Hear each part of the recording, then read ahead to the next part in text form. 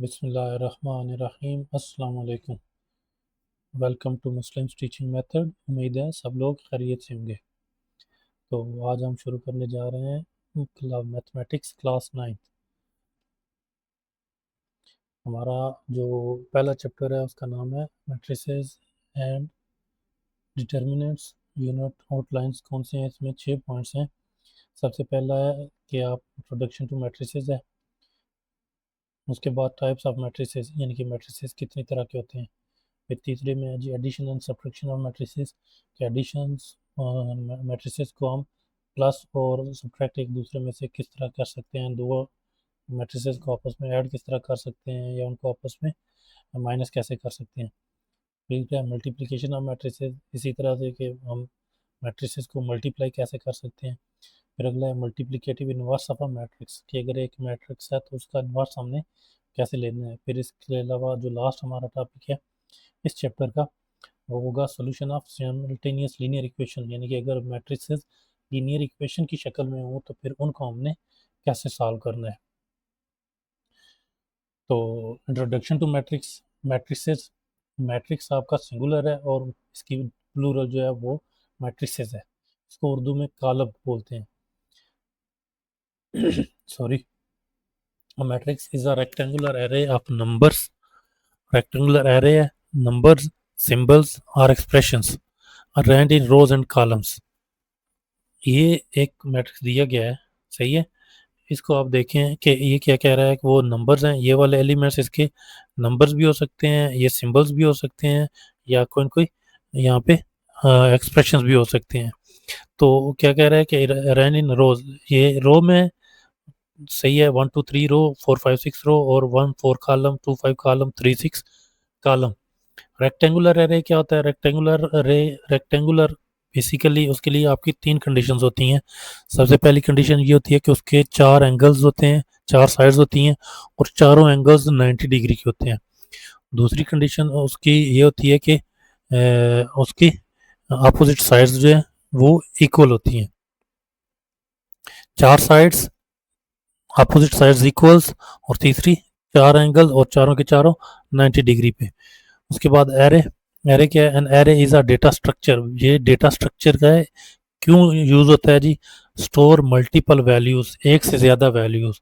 तो अब ये आपके जो ये आप इसको, ये जो मैट्रिक्स है आपका यहाँ पे एग्जांपल दी है, इसको आप कंसिडर कर रहे हैं कि एक एरे है, इसके अंदर कितनी वैल्यूज हैं? 6 वैल्यूज हैं, यानी कि स्टोर मल्टीपल वैल्यूज इसके अंदर स्टोर हुई हैं of same type in a single variable. अब इस पूरे को जो है हम इस पूरे मैट्रिक्स को एज अ वेरिएबल कंसिडर करेंगे, और इसके अंदर ये जो वैल्यूज हैं, ठीक है, these values are stored in an ordered sequence. ये एक सीक्वेंस में होती हैं, ठीक है, एक सीक्वेंस की तरतीब में होती हैं। इनको यानी कि उस वेरिएबल के अंदर फिर चेंज नहीं किया जा सकता। नेक्स्ट है जी हमारे पास inventor and the history of matrices, यानी कि इसकी थोड़ी बहुत ही डिटेल कि मैट्रिसेस कब, कहाँ पे मार्ज वजूद में इनकी थ्योरी कब आई। तो सबसे पहले टाइम पीरियड था 19th सेंचुरी।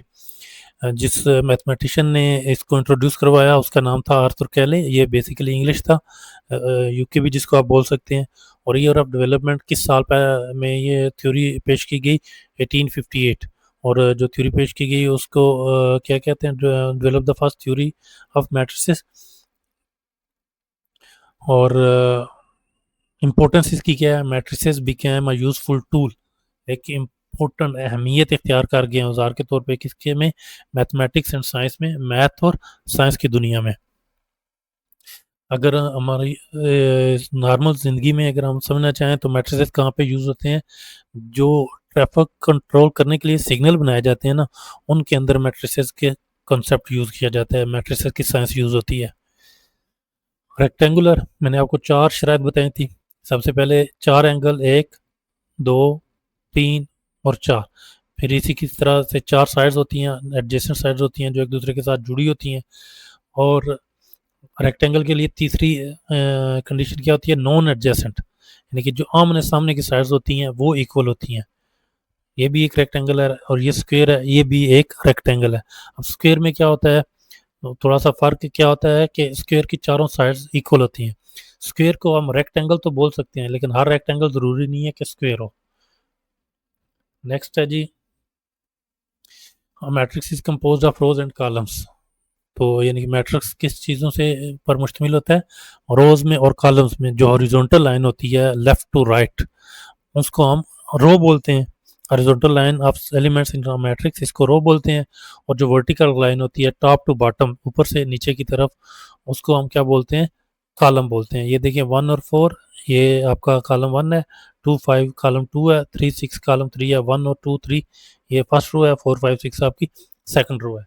तो हमने पीछे क्या पढ़ा था कि एक सीक्वेंस में अरेंज होते हैं। अब 1 2 3 4 5 6 की हम पोजीशन देखेंगे तो हर एक की एक अपनी पोजीशन है, जो कि किसी उस एरे के अंदर किसी दूसरे एलिमेंट की नहीं है। सही है जी। अब 1 की क्या पोजीशन है? फर्स्ट रो और फर्स्ट कॉलम है। अगर 2 की हम देखेंगे तो फर्स्ट रो है, सेकंड कॉलम है। और अगर 3 की देखेंगे हम तो फर्स्ट रो है, थर्ड कॉलम है। फिर इसी तरीके से अगर हम दूसरी रो में आते हैं, 4 फर्स्ट कॉलम में है, 5 सेकंड कॉलम में है, और 6 सेकंड थर्ड कॉलम में है। Order of a matrix, matrix का ऑर्डर क्या होता है? अगर आपको रोज और कॉलम्स की समझ आ गई है तो फिर ऑर्डर ऑफ मैट्रिक्स समझना मुश्किल नहीं है। तो क्या है? The order of a matrix is denied by the defined by the number of rows and columns it contains. कि जिन रोज और कॉलम्स पे एक मैट्रिक्स मुश्तमिल होता है, वो इसका ऑर्डर कहलाता है। यानी कि पहले row by column, it is denoted by M by N. अगर इसको कॉलम बाय रो लिखेंगे तो वो गलत होगा। ऑर्डर हमेशा मेंशन करने के लिए जरूरी है कि आप रो बाय कॉलम लिखें। Where m is the number of rows and n is the number of columns. अब फॉर एग्जांपल ये देखिए 1 2 3 4 है, पहला मैट्रिक्स है, तो ऑर्डर इज 2 बाय 2। इसके 3 कॉलम है, 2 रोज है। अगर इसको मैं 3 बाय 2 लिखूंगा तो ये गलत होगा। इसके लिए यानी कि 2 रोज बाय 3 कॉलम्स। और 5 6 ये फर्स्ट रो, 7 8 सेकंड रो, और 9 0 थर्ड रो। तो इसका ऑर्डर क्या होगा? सी का 3 बाय 2 ऑर्डर हो जाएगा। नेक्स्ट है जी, equal matrices. Two matrices are said to be equal if they have the same order and their corresponding elements are equal. तो इसकी भी दो कंडीशंस हैं। सबसे पहली क्या है? उनका ऑर्डर क्या हो? सेम हो। यानी कि अगर 2 बाय 2 का है तो जिसको हम कंपेयर करेंगे, देखेंगे कि वो किसी के बराबर है या नहीं है, तो उसके लिए भी ज़रूरी है कि वो भी 2 बाय 2 का हो। अब 2 बाय 2 का कभी भी बराबर नहीं होगा 2 बाय 3 के या 3 बाय 2 के। हमेशा ज़रूरी है कि उनके 3 बाय 2 बराबर होगा 3 बाय 2 के ही। दूसरी कंडीशन को फिर हम देखते हैं कि दूसरी कंडीशन को कौन सी है? Corresponding elements. दूसरी ये कोरेस्पॉन्डिंग एलिमेंट्स को मैंने जो है ना डिफरेंट कलर से हाईलाइट किया हुआ है। जैसे यहाँ पे फर्स्ट रो फर्स्ट कॉलम में 1 है, तो दूसरी बी में भी फर्स्ट रो फर्स्ट कॉलम को मैंने रेड किया हुआ है। तो ये कोरेस्पॉन्डिंग एलिमेंट है। यानी कि पहले कॉलम का पहले मैट्रिक्स का फर्स्ट रो फर्स्ट कॉलम, दूसरे मैट्रिक्स का भी फर्स्ट रो फर्स्ट कॉलम, ये कोरेस्पॉन्डिंग एलिमेंट है। फर्स्ट का मैट्रिक्स का सेकंड रो सेकंड कॉलम 2 है। इसी तरीके से that should be equal to the second row and second column of the B matrix. Corresponding elements ये आप समझ लें। तो ये अगर बराबर हो गए तो वो फिर क्या होंगे? बराबर हो जाएंगे। यहाँ पे हम देखते हैं कि 1 और 1 इक्वल है, 3 और 3 इक्वल है, -4 और -4 इक्वल है, और 4 - 2 इज इक्वल टू 2 ये भी इक्वल है। यहाँ से एक्सरसाइज शुरू हो रही है इस स्लाइड से। Exercise number 1.1, find the order of the following matrices. तो सबसे पहले ए है, तो ए का ऑर्डर क्या होगा? हमारी रोज कितनी है इसकी? 2 है। और कॉलम्स कितने हैं? 2। तो 2 बाय 2 इसका ऑर्डर हो जाएगा। बी की भी 2 और 2 है, 2 रोज 2 कॉलम है, तो उसका भी ऑर्डर क्या हो जाएगा? 2 बाय 2। समझ आ रही है? सी में देखेंगे हम, एक ही रो है और कॉलम में कितने? 2 हैं, तो इसका ऑर्डर क्या हो जाएगा? 1/2। ये मैं आपको फिर रिपीट कर रहा हूँ कि अगर आप ऑर्डर सही लिखने के लिए ज़रूरी है कि रो बाय कॉलम। अगर आप कॉलम बाय रो लिखेंगे तो वो गलत होगा। डी है जी 4 0 6। रोज कितनी है? 3 है। कॉलम कितने हैं? 1 है। तो इसका क्या ऑर्डर हो जाएगा? 3/1। फिर हमारा ई आ रहा है, ई में कितनी रोज हैं? 3 रोज हैं, और कॉलम कितने हैं? 2। 3/2। और एफ हमारे पास कितना आ रहा है? उसकी एक ही रो है और एक ही कॉलम है, तो इसका ऑर्डर क्या हो जाएगा? 1/1। समझ आ गई है? चलें जी, हमारा नेक्स्ट क्वेश्चन है, क्वेश्चन नंबर 2 है इस एक्सरसाइज का, कि which of the following matrices are equal. A is equal to 3, B is equal to 3 5, C is equal to 5 minus 2, D is equal to 5 3, E is equal to 4 0 6 2, F is equal to 2 6, G is equal to 3 minus 1 3 plus 3, H is equal to 4 0 6 2, और I is equal to 3 3 plus 2, J is equal to 2 plus 2 2 minus 2 2 plus 4 2 plus 0। तो यहाँ पे हम ए से शुरू करते हैं। ए is equal to 3 है, वन सिंगल यानी कि रो और सिंगल कॉलम है इसका, तो हम ए को देखेंगे किसके इक्वल हो रहा है, बी के वन रो टू कॉलम हो गए हैं, तो उसको तो नहीं देखेंगे। सी का देखें 5 माइनस 2, ये बेसिकली एक ही एलिमेंट है जो सॉल्व हो रहे हैं। 5 माइनस 2 इज इक्वल टू कितना होगा 3, तो ये इक्वल टू ए के आ रहा है, तो हम देखेंगे कि ए इज इक्वल टू सी के है। नेक्स्ट आप देखें बी है, बी 3 5 है, तो आप आई पे ज़रा चेक करें, आई पे आए 3 और 3 प्लस 2 भी सिंगल एलिमेंट है। 3 प्लस 2 कितना हो जाएगा 5, 3 और 3 प्लस 5 कितना, 3 प्लस 2 कितना हो जाएगा 5, तो हम कहेंगे कि बी इज इक्वल टू किसके है, आई के है। बी इज इक्वल टू आई के। फिर हम ए बी और सी हो गए। डी को हम चेक करेंगे 5 और 3 चेक करें, यहाँ पे कोई बनते हैं, नहीं बनते जी। 5 डी मैट्रिक्स जो है वो किसी के इक्वल नहीं है। ई पे आए तो 4 0 6 2, फिर एच को देखें 4 0 6 2 ही है, ई और एच इक्वल है, E is equal to H है। और फिर अगर आप जे को देखें 2 प्लस 2 2 माइनस 2 ये 0 हो गया, 2 प्लस 2 यानी 4, 2 माइनस 2 0, 2 प्लस 4 6 और 2 प्लस 0 0, तो ये फिर जे भी क्या हो गया, इनके इक्वल हो गया। अभी हमारे पास बच गया था एफ 2 और 6 है, और जी बच गया था 3 माइनस 1। जी में देखें ज़रा, 3 माइनस 1 कितना होगा 2, और 3 प्लस 3 कितना होगा 6, तो इट मीन्स कि एफ और 6 जी भी क्या हो गए हैं, इक्वल हो गए हैं। एफ इज इक्वल टू जी के। ये आपका क्वेश्चन नंबर 2 भी सॉल्व हो गया है, इन सिंपल इनके यानी कि आंसर है। नेक्स्ट हमारा क्वेश्चन है जी ये वाला, find the values of A B C and D which satisfy the matrix equation A plus C A plus 2 B C minus 1 4 D minus 6 is equal to 0 minus 7 3 2 D. तो यहाँ पे ये corresponding elements कौन से हैं, A plus C first row first column will be considered as equal to 0 के, और A plus 2 B इसके इक्वल कंसिडर होगा -7 के, और C minus 1 second row first column equal to 3 के, और 4 D minus 6 second row second column इसको हम इक्वल कंसिडर करेंगे 2 डी के। इसको सॉल्व करने के लिए हमें जाना पड़ेगा मैथ टाइप पे, तो चलिए चलते हैं हम मैथ टाइप के पेज पे और वहाँ पे इस क्वेश्चन को सॉल्व करने की कोशिश करते हैं। ठीक है जी, तो यहाँ पे हम चारों equations a plus C is equal to 0 के ले लेंगे। फिर उसके बाद दूसरा है ए प्लस 2 बी है, उसको भी इज इक्वल टू -7 के ले लेंगे। सी माइनस 1 को 3 के इक्वल ले लेंगे, और 4 डी माइनस 6 को 2 डी के इक्वल ले लेंगे। इन चारों इक्वेशंस को हम नाम भी दे देंगे ए बी सी और डी का।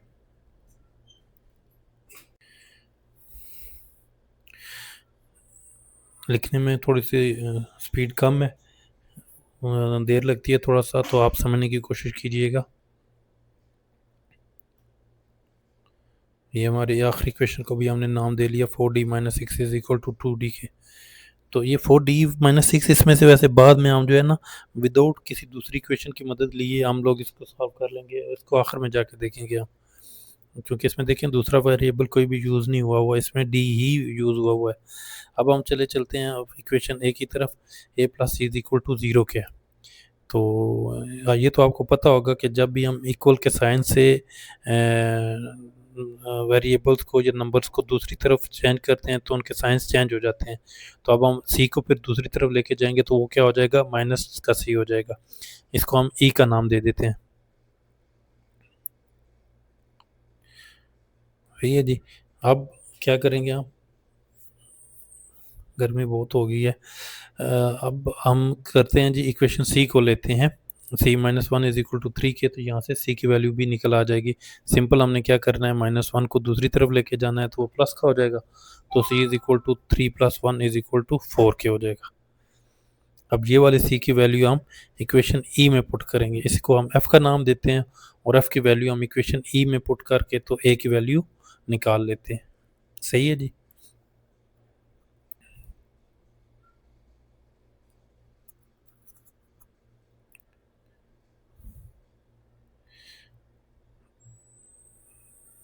अब हम यहाँ पे लिखेंगे कि from equation F put value of C into equation E के। तो क्या वैल्यू निकलेगी, अंदाज़ा करें आप, गैस करें। सिंपल, सिर्फ और सिर्फ साइन चेंज होगा क्योंकि a is equal to minus C के है, यानी c इज इक्वल टू 4 के है, तो फिर a माइनस सी के इक्वल है, तो a की वैल्यू -4 हो जाएगी। अब बाकी हमारे पास बच के b और d की वैल्यू। तो अब हमें चूंकि a की वैल्यू मालूम हो चुकी है, तो अब a की मदद से हम b की वैल्यू भी फाइंड कर सकते हैं। इसको हम इक्वेशन a की वैल्यू को हम अब इक्वेशन b में पुट अप करेंगे, a plus 2b is equal to -7 के।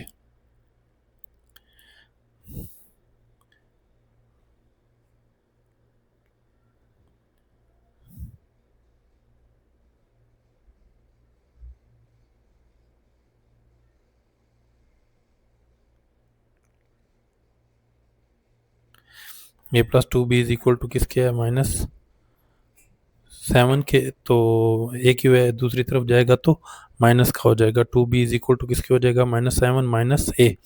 अब माइनस ए के साथ जब उसकी वैल्यू लिखेंगे तो माइनस 2 दफ़ा हो जाएगा, एक माइनस ये इक्वेशन वाला और एक -4 की, जो 4 के साथ जो है ए की वैल्यू में, और माइनस माइनस क्या हो जाएंगे, प्लस। -7 और +3 कितना आ जाएगा, 3 आ जाएगा। तो बी की वैल्यू हमारे पास फिर क्या निकल आएगी, बी इज इक्वल टू हो जाएगा -3/2।